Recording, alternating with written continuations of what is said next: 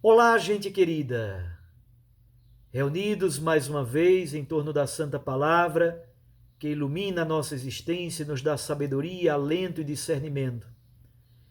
Hoje nós começamos um momento muito bonito, porque começamos a leitura no ciclo semanal, a leitura do Evangelho de Mateus.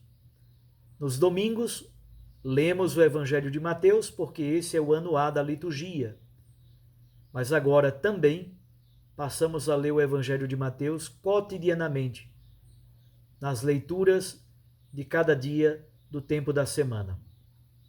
Hoje é o dia 8 de junho, segunda-feira, e o Evangelho é de Mateus 5, de 1 a 12. Eu queria, antes de fazer a leitura do trecho do Evangelho, pedir uma coisa. Durante esta semana, leia de modo corrido o Evangelho de Mateus. Leia como se fosse um romance, de ponta a ponta, sem parar. Depois você vai lê-lo novamente pausadamente. Leia, reflita, perceba as características do Evangelho. Leia inicialmente como uma obra literária que ela é. Depois nós vamos aprofundando cada trecho do Evangelho de Mateus. Texto então de hoje, as bem-aventuranças.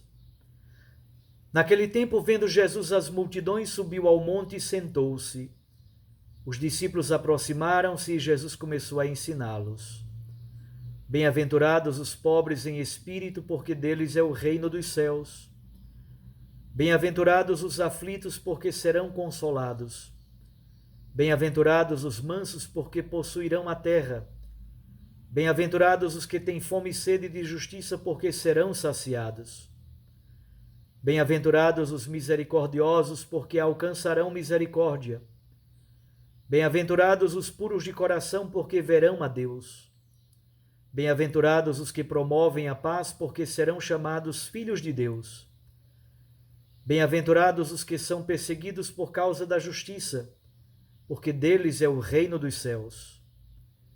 Bem-aventurados sois vós, quando vos injuriarem e perseguirem, e mentindo disserem todo tipo de mal contra vós por causa de mim.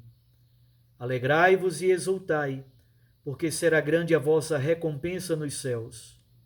Do mesmo modo, perseguiram os profetas que vieram antes de vós. Palavra da salvação. Glória a vós, Senhor. Eu gostaria, antes de passarmos à meditação do texto do Evangelho, de dizer duas palavras sobre o Evangelho de Mateus. Primeira informação que eu queria lhes dar. No ano 70 depois de Cristo, houve uma guerra dos judeus contra os romanos, ou dos romanos contra os judeus. E os romanos venceram, obviamente, e eles vieram, destruíram e incendiaram o templo de Jerusalém. A partir desse momento, praticamente todos os grupos religiosos de Israel acabaram. Sobrou basicamente um, o grupo dos fariseus. E os fariseus, a partir do ano 70, nos anos subsequentes, começaram a reorganizar o judaísmo. Começa então esse judaísmo iniciante, esse judaísmo que começa a se reorganizar. Houve uma assembleia importante, mais ou menos pelo ano 90, numa cidade chamada Jâmnia. Mas a partir do ano 70, é aí nesse contexto que os fariseus começam a reestruturar o judaísmo. É nesse contexto que é escrito o Evangelho de Mateus, no ano 80. O Evangelho de Mateus é muito querido na igreja por dois grandes motivos. Primeiro, porque ele é muito bonito, muito organizado e muito catequético. Logo, logo, caiu nas graças do povo, dos cristãos, exatamente por esse aspecto organizativo e catequético. Segundo, porque é, por excelência, o Evangelho eclesial. É o Evangelho que trata de modo tão belo da igreja. O Evangelho de Mateus foi escrito provavelmente em Antioquia da Síria, na região da Síria, provavelmente com certeza. e foi escrito para cristãos provindos do judaísmo. Percebam então aqui o grande problema. Mateus escreve a cristãos provindos do judaísmo que estão vivendo essa grande crise da destruição de Jerusalém e do templo e ao mesmo tempo vivendo esse momento de reorganização do judaísmo patrocinado pelos fariseus. Qual é o grande objetivo de Mateus? Ajudar os cristãos provindos do judaísmo a compreender: vocês são o verdadeiro Israel. Vocês são o novo povo de Deus. E é um modo de dizer assim: a leitura da história da salvação feita pelos fariseus não é a única possível. Assim está organizado o Evangelho de Mateus. Nós temos o capítulo 1 e 2, que é chamado de Evangelho da Infância, o Evangelho do Nascimento do Messias, capítulos 1 e 2. E os capítulos 26 a 28, que são Paixão, Morte e Ressurreição do Senhor. O miolo, do capítulo 3 ao capítulo 25, de certo modo, este miolo está organizado em torno de 5 grandes discursos de Jesus, que provavelmente são uma menção aos 5 livros do Pentateuco, aos 5 livros da lei. Capítulo 5 a 7, Sermão da Montanha. Capítulo 10, o discurso sobre a missão. Capítulo 13, o discurso em parábolas. Capítulo 18, o discurso sobre a comunidade eclesial. Capítulos 24 e 25, o chamado discurso escatológico. Então, capítulos 1 e 2, Evangelho da Infância, 26 a 28, Paixão, Morte e Ressurreição. No meio, temos esse bloco, do capítulo 3 ao capítulo 25, em torno destes 5 belos discursos de Jesus. Esse é o Evangelho de Mateus. Guarde então o objetivo fundamental de Mateus. Mateus quer ajudar cristãos provindos do judaísmo a compreender que o farisaísmo não é a única leitura possível da história da salvação. Compreender o que significa a justiça do reino. A justiça do reino é a vontade de Deus. Para isso, Mateus propõe Jesus como um novo mestre que vem propor a justiça do reino, isto é, a bondade amorosa de Deus, fundamentada na sua misericórdia. O texto do Evangelho de hoje é o início do Sermão da Montanha. Perceba o versículo 1. Jesus está diante de multidões e dos seus discípulos. São 2 interlocutores. Jesus sobe um monte e se senta. Aqui temos, obviamente, uma grande alusão a Moisés. Moisés, no Monte Sinai, é o grande legislador, aquele que traz a lei mosaica, o decálogo para o povo. Mateus então está nos dizendo: aqui está alguém que é maior do que Moisés, que sentado no monte ensina não somente as multidões, mas também ensina os seus discípulos a compreenderem a novidade dessa justiça do reino, para que os cristãos provindos do judaísmo saibam: nós somos o novo povo de Deus, o novo povo da aliança, herdeiros dessa história da salvação. As bem-aventuranças são 8 mais 1. Que história é essa de 8 mais 1? Mateus organiza de propósito 8 primeiras bem-aventuranças, do versículo 3 ao versículo 10. Depois, nos versículos 11 e 12, ele apresenta um plus. Vamos entender a forma como está organizada a estrutura das bem-aventuranças. Versículos 3 a 10. Temos uma moldura. Mateus começa com a bem-aventurança dos pobres, bem-aventurados os pobres. Versículo 10, os que são perseguidos por causa da justiça. Qual é a moldura que envolve as bem-aventuranças? É a segunda parte. A promessa de Deus, o verbo está no presente do indicativo. É. E o conteúdo da promessa, o reino de Deus.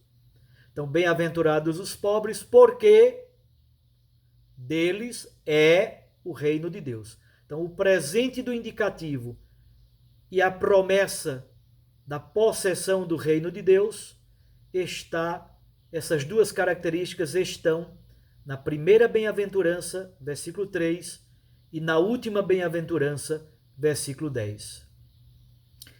No meio estão as outras bem-aventuranças, categorias absolutamente sofridas, abandonadas, feridas, os aflitos, os mansos, os que têm fome e sede de justiça, os misericordiosos, os puros de coração, os fazedores de paz.